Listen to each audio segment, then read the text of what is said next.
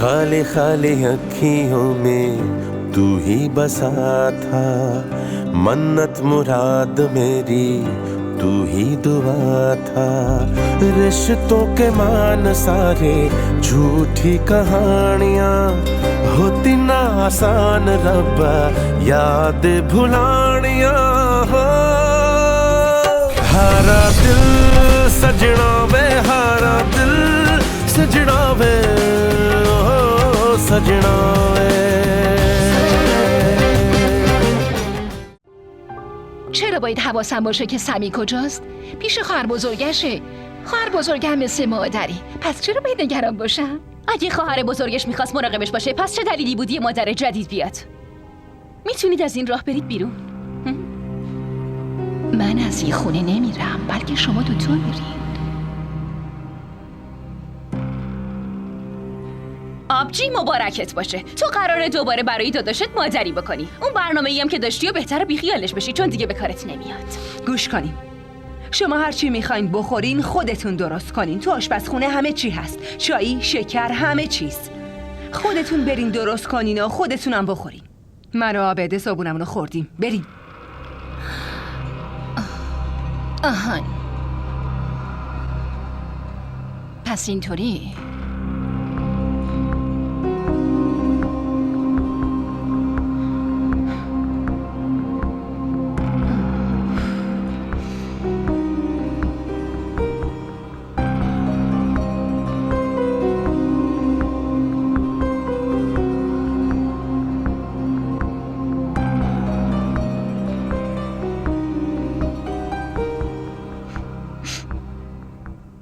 دیدی آبجی؟ فکر کنم کم کم تاثیراتمو گذاشتم، ولی هنوز کمه. بریم، من دوباره بهت یاد میدم. من یادت بدم چطوره؟ تو چت شده؟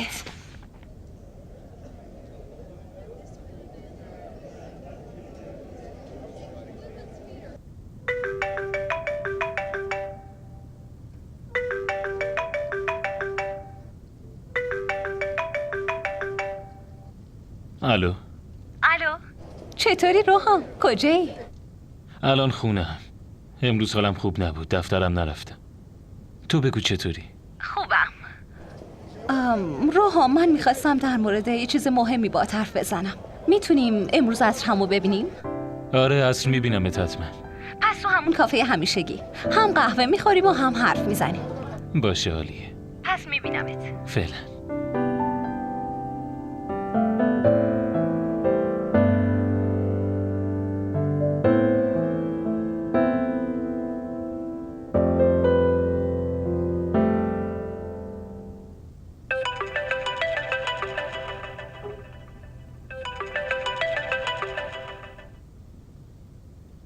الو. سلام مومنه. چی کار میکنی؟ کار که نداری؟ نه. مومنه، من امروز میخواستم بریم خرید. ما خیلی وقت با هم جایی نرفتیم. من میام دنبالت، تو هم زودتر آماده شو. لطفا مخالفت نکن. خیلی وقت با هم جایی نرفتیم. حالتم عوض میشه. شبنم لطفاً، من نمیتونم بیام. دندونه سمی داره این روزا در میاد و همش گریه میکنه. من نمیتونم بیام. یه کارایی هم بذار اون مامان جدید سمی بکنه. با این رفتار عادتهای اونم خراب میکنی. خیلی خوب، میام بابا. خوب شد؟ ها، هیچ بهونه‌ای هم نمیخوام. باید بیای باشه. خدافظ. خدافظ.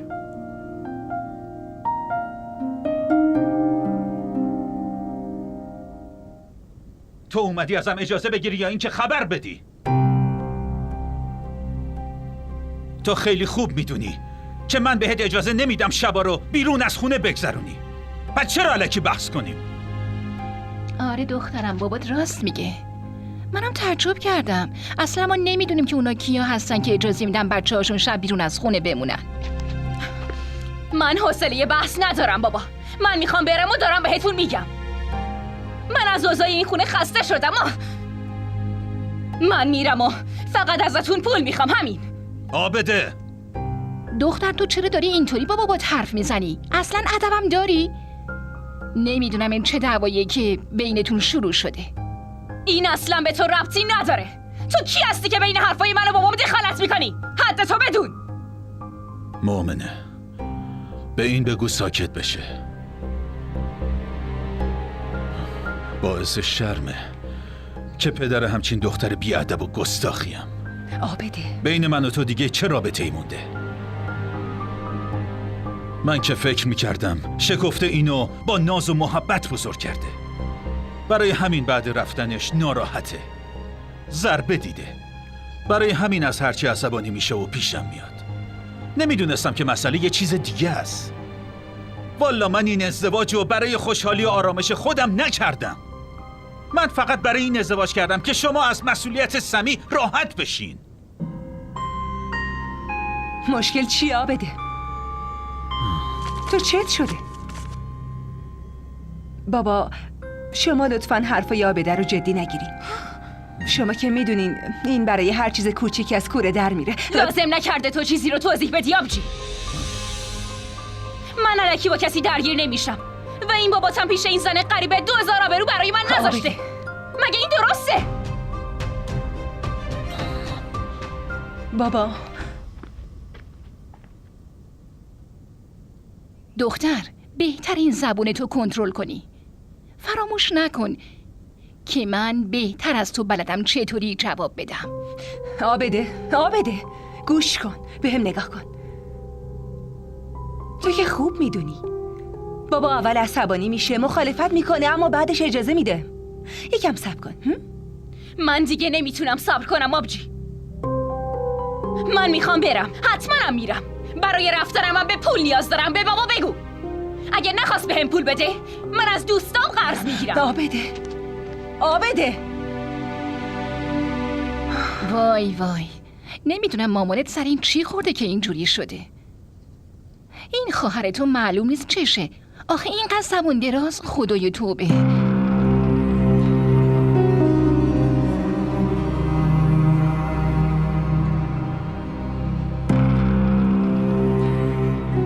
دوتا خواهرات خیلی زبون درازن، ولی درستشون میکنم. مامان یه مسئله تموم نشده شما دومیشو میگی؟ حالا این فزه از کجا اومد تو زندگیم؟ من بهتون گفتم که نمیخوام ازدواج کنم. یه جوری به نظر میرسه انگار ازدواج کردن من مهمترین مسئله زندگیتون شده. یعنی ما دوتا موضوع دیگه ای نداریم راجبش حرف بزنیم؟ خب خدا رو شکر که حداقل اینو قبول کردی که یک مسئله تموم شده. خودت تموم کردی با رضایت و خوشحالی خودت. حالا مشکل چیه؟ من با هیچی مشکل ندارم، فقط دیگه علاقه ای ندارم راجب این مسئله حرف بزنم. لطفاً برای فزه یه خواستگار خوب پیدا کنین و ازدواجش رو به راه کنین. البته اگه این تصمیم رو به شما واگذار کرده، وگرنه اون یه دختر مستقل و خودش راحت میتونه تصمیم بگیره. لازم نکرده شما انقدر به فکرش باشین مادر. اما اون دختر فقط به تو علاقمند شده و همین. من چطور اینو نادیده بگیرم؟ من متوجه میشم که اون دوستت داره، در کنارت خوشحاله، حتی تو هم با اون راحتی. پس مشکل چیه؟ مامان من این گیر دادن شما به ازدواجمو نه قبلا درک کردم و نه الان میتونم درک کنم. اگه باهاش راحتم به این معنا نیست که بعد ازدواج میتونم باهاش راحت زندگی کنم. در واقع زندگی با تفاهم پیش میره روحام، وگرنه الان تو این شرایط نبودی. ببین مؤمنه با وجود دختر بودن چطور راحت تونست راهشو ازت جدا کنه؟ میدونین شما حرفای منو جدی نمیگیرین. حالا که منو مجبور کردین پس گوش کنین. راه من و مؤمنه شاید از هم جدا شده، ولی اون احساساتی که بهش دارم برای فراموشیش به زمان نیاز داره. من نمیخوام الان وارد یه رابطه جدید بشم، حتی بهش نیازی هم ندارم. روحام دیگه شورشو در آوردی. مگه اون دختره پایین شهری چی داری که از ذهن و فکرت بیرون نمیره؟ همیشه به خاطر اون دختره با هم مخالفت میکنی، در مقابل تصمیماتم نیستی. لطفاً این مسخره بازی رو تموم کن. اون دختر علاقش تموم شده، ولی تو همچنان همون دیوونه عاشقی که بودی. لطفاً فراموشش کن روحام. علاقه اون تموم نشده مامان، بلکه علاقش عوض شده. اون بدون سمی نمیتونه باشه و منم بهش گفتم منم با سمی نمیتونم قبولش کنم. پس چطوری که برای داداشش مادری کنه. باید تاوان اشتباهات پدر و مادرشو بده. اما محض رضای خدا تو از این قضیه پاتو بیرون بکش. ببین فزه برات بهترین شریک زندگی میشه، به هم اعتماد کن. من و همینطور فزه منتظر جواب مثبتتیم. خود فزه هم میدونه که شما براش چه نقشه‌ای داری؟ معلومه. من با اون حرف زدم که الان باهات این موضوع رو مطرح کردم. واقعیتم اینه که من همیشه همچین آرزویی رو داشتم. من فکر میکنم دلیل اومدن فزه به اینجا تویی، وگرنه اون دختر چیزی که زیاد داشته خواستگار بوده. مشکل همینجاست. شما تو این دنیا خواستگار همه رو میبینین، احساسات همه رو میبینین، ولی وقتی نوبت من میشه احساسات شما تموم میشه، بهونه میارین.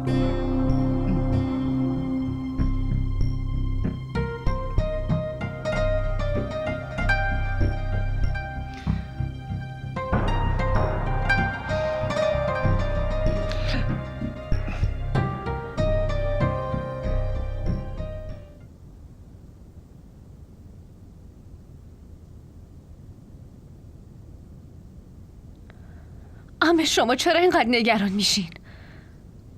یا چرا روحمو مجبور میکنین که با هم ازدواج کنه؟ من میدونم چطور دلشو به دست بیارم. همه چی درست میشه. این چیزا اینقدر آسون نیست. اون دختر خیلی زرنگیه. اون از نقطه ضعف روحم سوء استفاده میکنه. باز دوباره یه مشکلشو برای پسرم میاره و پسرم باهاشو مهربون میشه. من فقط منتظر اون روزیم که روحام نسبت بهش بدبین بشه. شما شماره تلفن اون دختره رو دارین؟ بالاخره اون نامزد پسرتون بوده و مطمئنم باهاش حرف میزدین. تو شماره‌شو میخوای؟ هم شماره‌شو هم اجازه حرف زدن باهاشو. اما چرا؟ تو به چی فکر میکنی؟ شما اصلا نگران نباشین. من شنیدم که این دخترای پایین شهری چجورین. خیلی به احترام و ارزش قائل بودن خودشون حساسن. میدونم چی کار کنم. حالا دیگه نگران نیستم. من فهمیدم که تو خیلی خوب میتونی روحامو مدیریت کنی.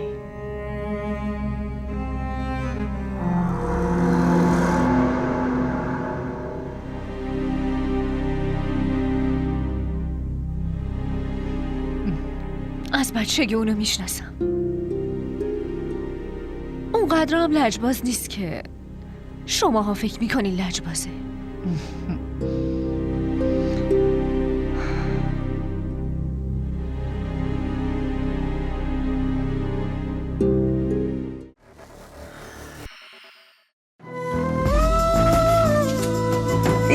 این دیگه چیه نوشتین؟ چرا پاک نمیشه؟ این اسم دیگه از دستت پاک نمیشه. عروس شدن یکی از بزرگترین آرزوهای هر دختره، اما فکرشم نمی کردم که اینجوری بخوام عروس بشم.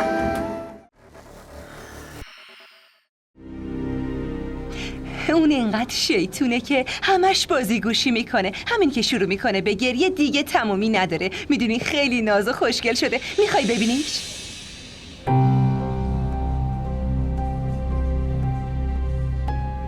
من شاید زود اومدم. نه روحام، تو کاملا به موقع اومدی.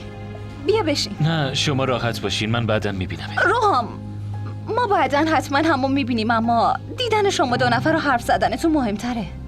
تموم رابطه ها نسبتامون همشون تموم شده. نه اینکه من ازش بخوام، خودش تموم کرده. دلیل چی بود که همچین نقشه‌ای بکشی؟ من از اینجا میرم. مومنه ازت خواهش میکنم، محض رضای خدا. شما دوتا باید بچه بازی رو بذارین کنار، بشینین و با هم حرف بزنین. برای بار آخر حرف بزنین لطفاً، به خاطر من. بشین.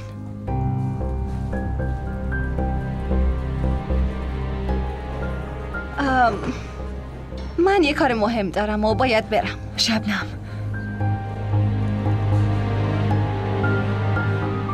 خیلی نادونی.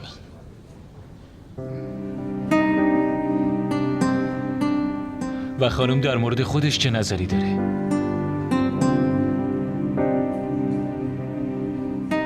من دیگه در مورد خودم زیاد فکر نمی کنم. دروغ گفتن رو باید از تو یاد گرفت.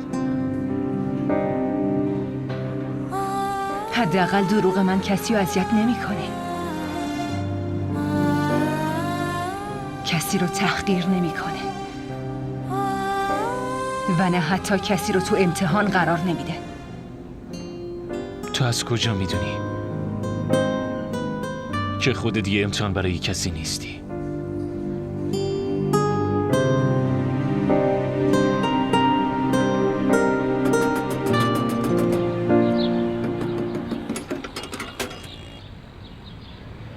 چی میخوای؟ این چه طرز در زدن خونه مردمه؟ ببینم تو اصلا ادب نداری؟ با تو هم چی میخوای؟ پسر بد ترکیب. ببخشی ولی اومدم دیدن خاله. برو بهش بگو که خواهرزادش اومده. قاسم. اول خاله حالا هم خواهرزاده. چرا شما اینقدر بیچشم و رویی؟ اینجا هیچ خاله‌ای وجود نداره. میری یا زنگ بزنم به پلیس؟ صبر کن ببینم. واقعا خالم در موردت راست میگفت. یه دختر هست که زبونش خیلی تنده. فکر کنم اون شمایی، نه؟ ای بابا چی شده؟ مهمون من نمیتونه تو این خونه بیاد ها؟ به جهنم بری تو با این مهمونایی که داری. این خونه ماست. اینجا قرار نیست مهمونایی تو پا بذارن. چی؟ خاله فکر کنم تا هنوز نتونستی دل دختراتو به دست بیاری و این بده، ها؟ دخترا و زهر مار. والا باید به اون مادرت آفرین گفت که تونسته یه دختر وحشی بزرگ کنه. دیدی؟ ولش کن خاله.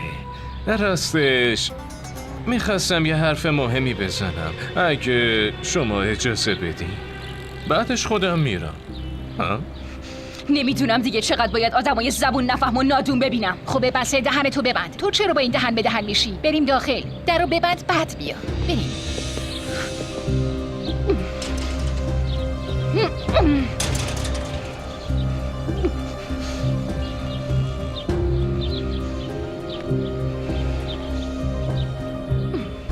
مؤمنه یه کاری اگه به موقع انجام ندیم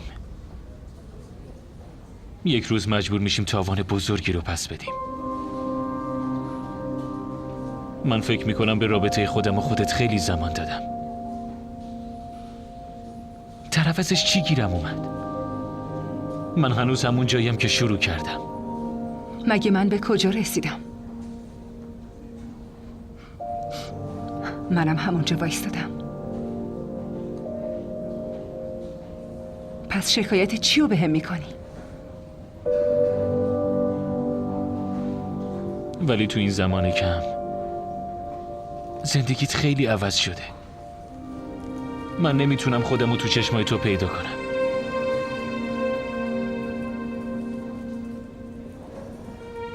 کی مجبورت کرده؟ قلبم مجبورم کرده.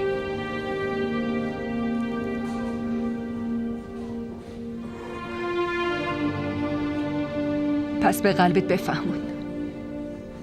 حتما میفهمه.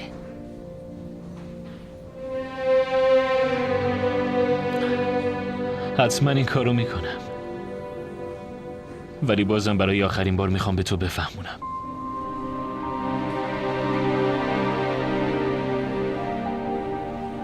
مؤمن تو باید بین من و خانوادت حتما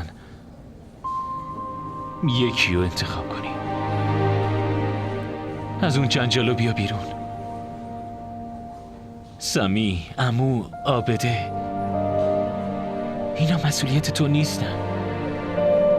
اگه تو از زندگی اینا بیرون بیای براشون هیچ فرقی نداره.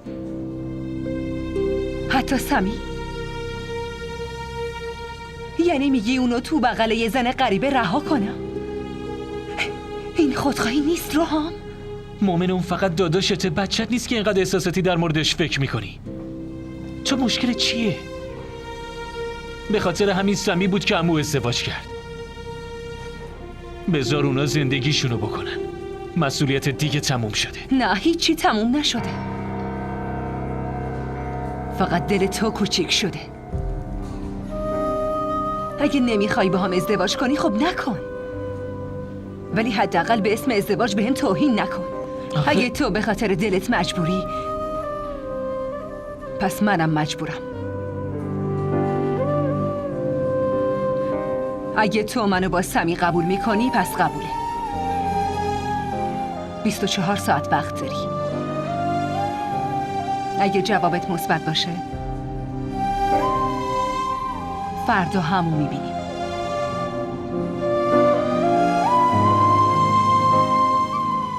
من میرم. خداحافظ.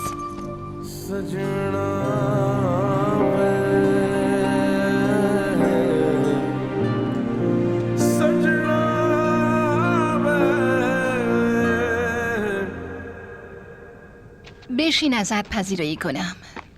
بیا. ما را در شبکه‌های اجتماعی دنبال کنید. راستی خاله، با اینجور دخترای وحشی زندگی کردن یه جور لذت خاصی داره. به هیچ وجه حوصله‌ات سر نمیره. همش یه نمایشی داره که برپا کنه. ها؟ پسر جان، اسم دوم این دختره رو باید آتیشپاره گذاشته. به چی بگم؟ والا بعضی وقتا فکر میکنم که اون مرد آرومی مثل آقا ابرار یه همچین مصیبتی چطوری تو خونشون به دنیا اومده. سکوت شو. پس با شوهر خاله در مورد من حرف بزن. خوشحال میشه. بالاخره که باید این دختر رو شوهر بده، مگه نه؟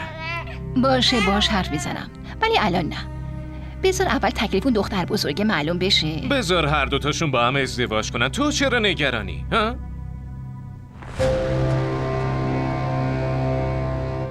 راستی این خونه خیلی بزرگه. مال کیه؟ ها؟ مال منه. آفرین به تو خاله. این یعنی من دیگه لازم نیست برم دبی. مثلا دبی رفتی خیلی آدم بزرگی شدی اونجا رفتی چی کار میکردی؟ حتما نوکری شیخ عربو میکردی. ببین حالا یه خورده صبر کن. من با آقا ابرار حرف میزنم. برای تجارتتم پول ازش میگیرم. هم برای اون خوبه هم تو سود میکنی ها؟ این شد حرف حساب خاله. بهش بفهمون که تجارت من پیش بره اونم سود میکنه. بالاخره من قرار دوماد آیندهش بشم. خاله این بچه رو ساکت کن، خیلی سر و صدا میکنه. اینم کار تو داری؟ خب چی کار کنم؟ ببین فقط یه ذره است ولی صداش همه جا رو گرفته. اونی که ازش مراقبت میکنه نمیدونم کجا رفته. یعنی اینی که تو خونه است مراقبش نیست؟ اون مراقبت کنه؟ این بچه دشمن جونیشه. خب عالیه. به اینجور دخترها اصلا کارای زنونه نمیاد. دختر باحالیه. اگه باش دوست شم خیلی بهم خوش میگذره. خب خاله من دیگه میرم. این بچه‌تم آروم نشد. کجا میری؟ بشین. اینو ول کن. ببین وقتی که آقا ابرار تو خونه نیست همینجوری سرتو پایین ننداز و بیا. اون آدم خیلی تعصبیه. از اینجور کارا خوشش نمیاد. فهمیدی؟ من خودم بهت خبر میدم. باهاش حرف میزنم. یه شامی نهاری دعوتت میکنم. درست حسابی به خودت برس و آبروی منو نبر. فهمیدی؟ خاله تو نگران نباش. من مثل پسره که توی فیلمیم خونت باشه. خب من میرم. اینم تو رو بخور. خیلی خوب. فعلا. تو هم ساکت شو دیگه. اینم مصیبت شده برام. بالای جونمی. بیا. چقدر گریه میکنی؟ بیا بغلم. بیا. مشکل چیه؟ الان است که دیگه پرستارتم بیاد. خب چیه؟ مشکل چیه؟ ای بابا تو هم که بلای جون من شدی. چه عجب. خیلی وقت منتظرتم که بیای. چرا به تماسم جواب ندادی؟ مشکل چی؟ پشت فرمون به تماس جواب نمیدن. عیبی نداره. خیلی زود اون زمان میرسه که تو نه تنها به تماسم جواب میدی بلکه برای دیدنم هم لحظه شماری میکنی. منظور چیه؟ قهوه میخوری؟ قهوه های خیلی خوبی درست میکنم. من قهوه نمیخورم. روحام تو دروغ گفتنم بلد نیستی.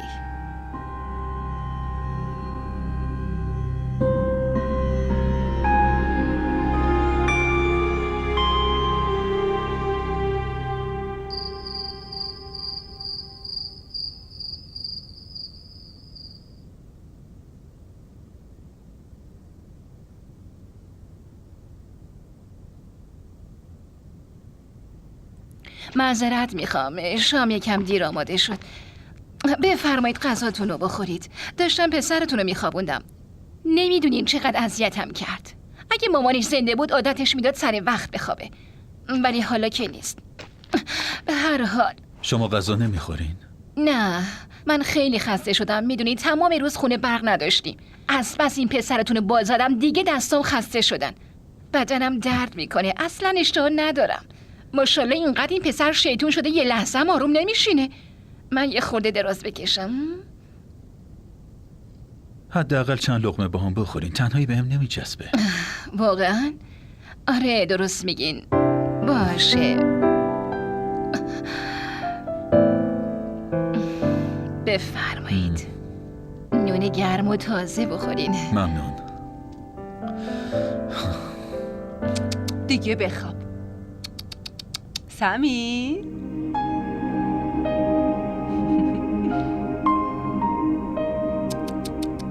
سمی کوچولو؟ بس کن دیگه آبجی. یا باهاش بازی میکنی یا میخوابونیش. یعنی تو زندگیت کار دیگه ای نداری نه؟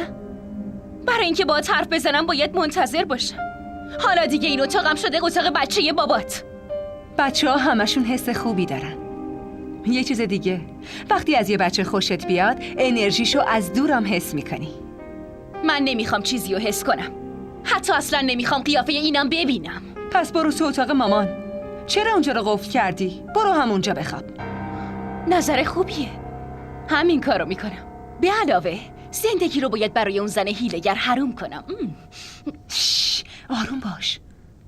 تازه داشت میخوابید. به وقتش به حسابت میرسم. خیلی بدخوابه این پسر. کاملا به مامان رفته.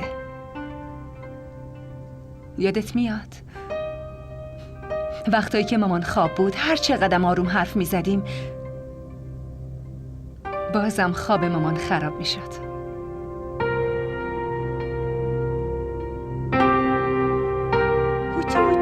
خوشگل من بخواب ببینم.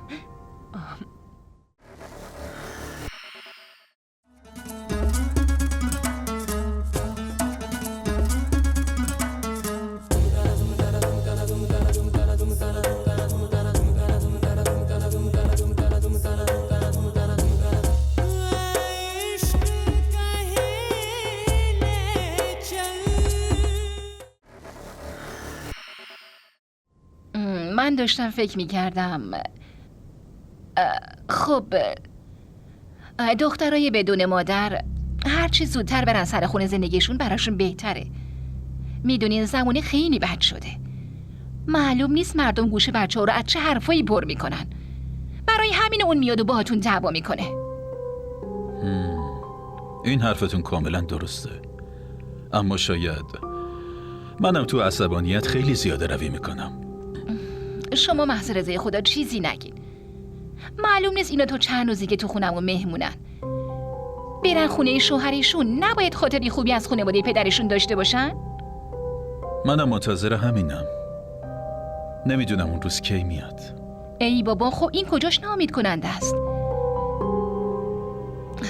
ببینید من که میگم همراه با ازدواج مؤمنه ازدواج عابدرم انجام بدیم. من یه خواستگار خیلی خوب میشناسم. اگه شما اجازه بدین. همین که اومدین دنبال خواستگار میگردین؟ برای چی باید بگردم؟ اون خواهرزادمه که اسمش قاسمه. هم میشناسینش هم دیدینش. پسرم قیافه خیلی خوبی داره، تازه تحصیل کردم هست. مطمئنم دخترمونو خوشبخت میکنه. راستی یه چیزی سالی 2-3 بارم سفر دبی میکنه. خیلی اهل تفریحه. فکر کنم این دوتا کنار هم دیگه خیلی عالی به نظر میان. واقعا؟ راستی مغازه چی داره؟ منظورم اینه که مال خودشه یا اجاره کرده؟ مغازه موبایل فروشی داره. فعلا مغازه که توش کار میکنن اجاره‌ایه، ولی داره تلاش میکنه بخرتش. از باباش نگم که چقدر پول داره. در واقع خواهرزادم از بچگی تو آغوش من بزرگ شده. از کجا میدونستم که تو تقدیر من شما هستین؟ فکر میکردم خواهرزادم عصای پیریمه. اونو برای خودم بزرگش کردم. اینو میدونین تمام پس‌اندازی که توی این زندگی جمع کردم همش مال اونه. من نمیخوام مسئولیت اون گردن یکی دیگه بیفته. بچه خودمونه و با همین دختر خودمون ازدواج کنه. خیلی خوب میشه نه؟ راستش الان برای عابده خیلی وقت زیاده. من میخوام که برای مؤمنه یه پسر خوب پیدا بشه. اون خیلی زود رنج و حساسه. حتی حرف دلشم به هیچکی نمیگه. اما اون که نامزد داره. من به هیچ وجه نمیذارم که اون با روحام ازدواج کنه. حتی اگه عرفان به پاهام بیفته و التماسم کنه. خوب شد. منم برای ازدواج مؤمنه عجله‌ای ندارم. اگه اون ازدواج کنه کی از این بچه مراقبت کنه؟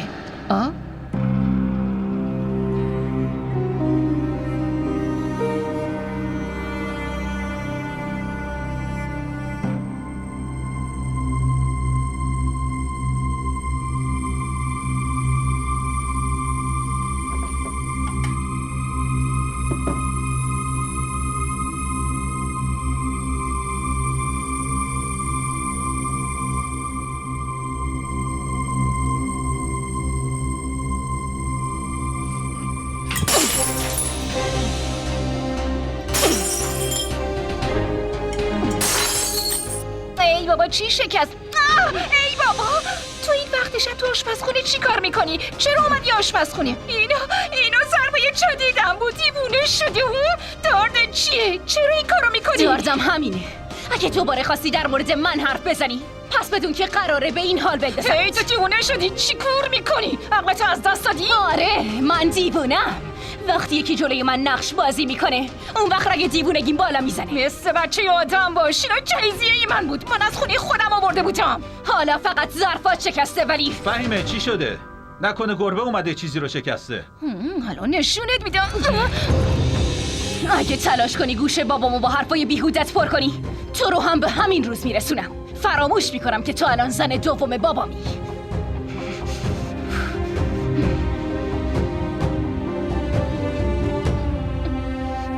بخشی وای قورت میده. این دختر درجا خواهرزادم و قورت میده. ببین ضربای قشنگم و شکن. خدای توبه. وای خدای من. وای اینا ضربای جهزیم بود. وای خدا با این دخترای دیوونه خدای منو کجا آوردی؟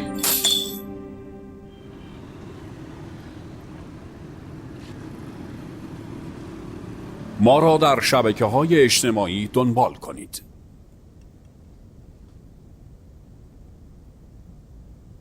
بفرمایین. ممنون. بیا بریم. پیش بابایی. مزهش خوبه. خوشمزه است. وای وای وای وای وای پسر من اومد. بیا بیا بیا بیا بیا. سمی عزیزم، پسر نازم. دیشبم نتونستم خوب ببینمت.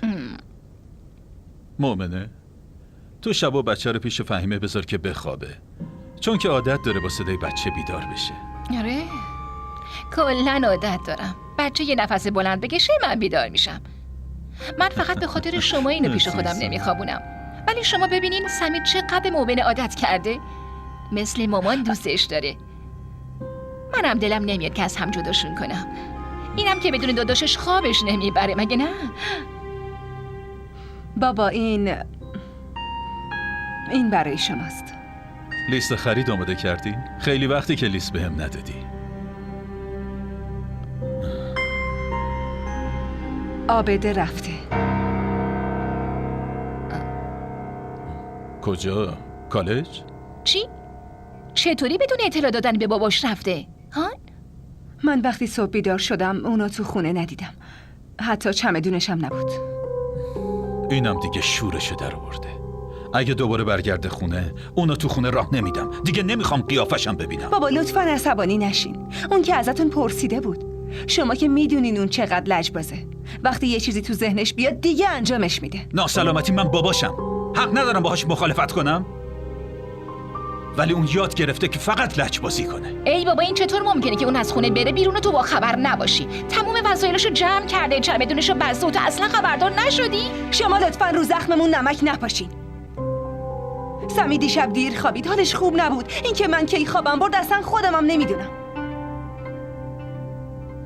چی؟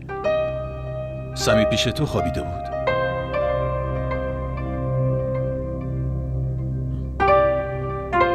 مگه نگفتین سمی و خودتون خوابوندین؟ آره من خوابونده بودمش، ولی حتما دوباره بیدار شده. حالا چرا عصبانیتتون رو سر من خالی میکنین؟ مگه من دخترتون رو فراری دادم؟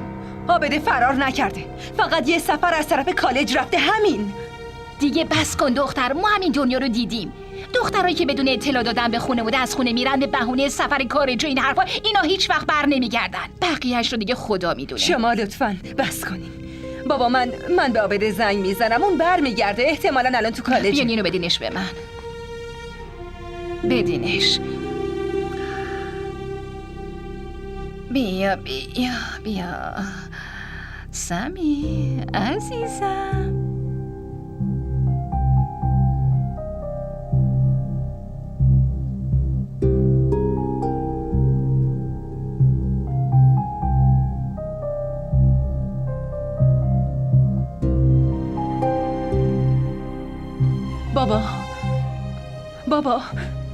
بابا لطفاً به هم گوش بدین، اینجوری با عصبانیت نرین. بابا من بهش زنگ میزنم میاد. بابا بی خیال ولش کن، حتما میره دفترش. در ضمن هوای بیرون به سرش بخوره عصبانیتش از بین میره، مگه نه؟ خیالت راحت، تو نگران نباش دختر.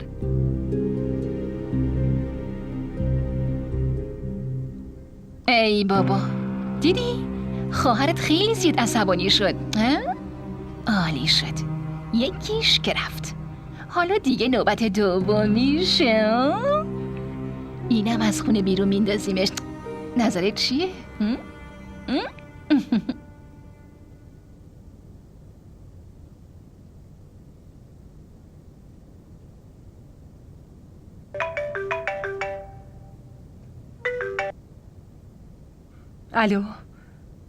الو عابده حرف بزن. من میدونم تویی، لطفاً با هم حرف بزن. میدونی لطفاً عابده با هم حرف بزن. عابده من عابده نیستم، اسمم فزه است. من میشم دختر دایی روحام. فزه